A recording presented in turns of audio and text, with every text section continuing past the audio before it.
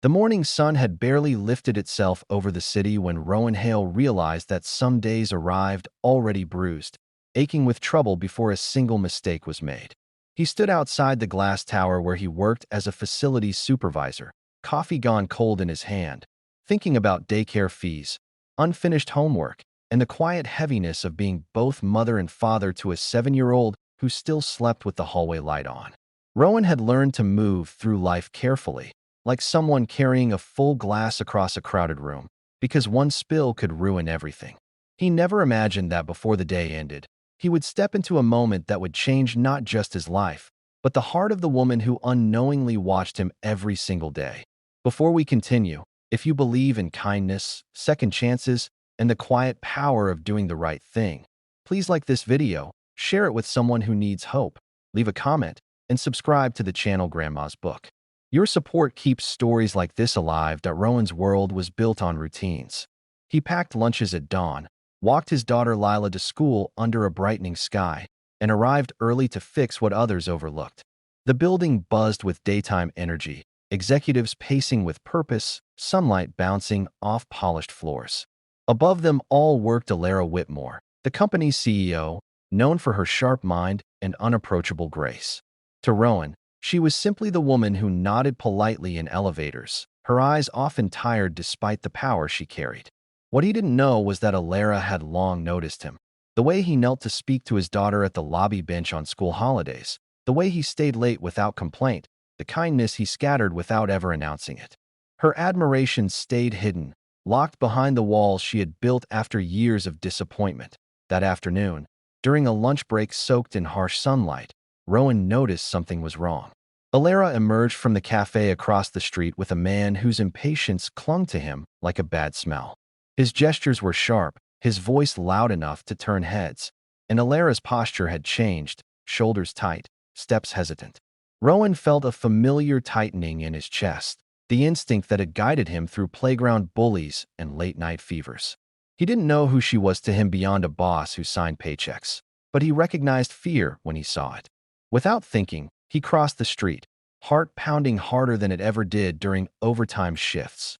Rowan didn't confront the man with anger or bravado. He stepped in with calm certainty, positioning himself like a wall, his presence steady and undeniable. He spoke firmly, respectfully, the way a father does when protecting what matters most. The man scoffed, muttered something cruel, and walked away under the bright afternoon sky, leaving Elara standing in stunned silence. For a long moment, the city noise swallowed everything else.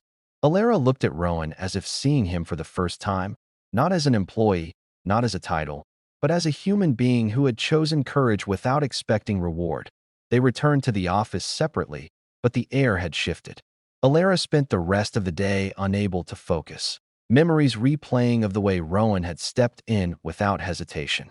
She had dated powerful men who promised safety and delivered control, men who mistook dominance for care. Rowan was different. He went back to fixing broken lights and clearing blocked doors, unaware that he had just cracked open a heart that had been closed for years. Over the following weeks, daytime encounters became heavier with meaning. Elara noticed the small things she had once ignored, how Rowan hummed softly while working, how he always asked about her day without prying, how exhaustion never hardened him. Rowan, meanwhile, struggled with his own quiet battles. Bills piled up, Lila asked questions about a mother she barely remembered, and loneliness crept in during bright afternoons when everyone else seemed paired and complete. He never allowed himself to imagine more, especially not with someone like Elara, whose world felt galaxies away from his own. Change came slowly, like sunlight shifting across a room. Elara began finding reasons to walk through the lower floors during the day, offering genuine smiles, lingering conversations. Rowan sensed something new but didn't trust it. He had learned that hope could be dangerous. Then one afternoon, when a school emergency forced Rowan to leave early, Elara watched him rush out. Panic etched across his face, and something inside her settled into certainty. This was the man she loved, not for what he had, but for who he was when life pressed hardest.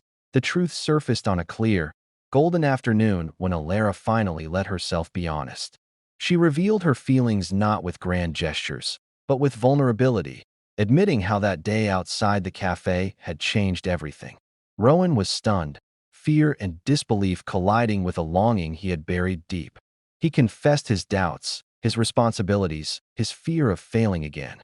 Elara listened, truly listened, offering not rescue but partnership, not promises of ease but commitment to face life together. Just before we reach the ending, special request. Please comment below and tell us what this story made you feel, or who it reminded you of. In the end, what saved them both wasn't wealth or power, but a simple act of decency performed in the light of day. Rowan learned that love could arrive quietly, without demands, and Elara learned that safety could feel like respect instead of control. They built something real, blending worlds, creating afternoons filled with laughter, homework at office desks, and a little girl who slept better knowing her father wasn't alone anymore. If this story touched your heart, moved you, or reminded you that kindness still matters, please like, share, and engage with this video. Your support helps keep stories like this alive, and somewhere out there, someone needs to hear it today.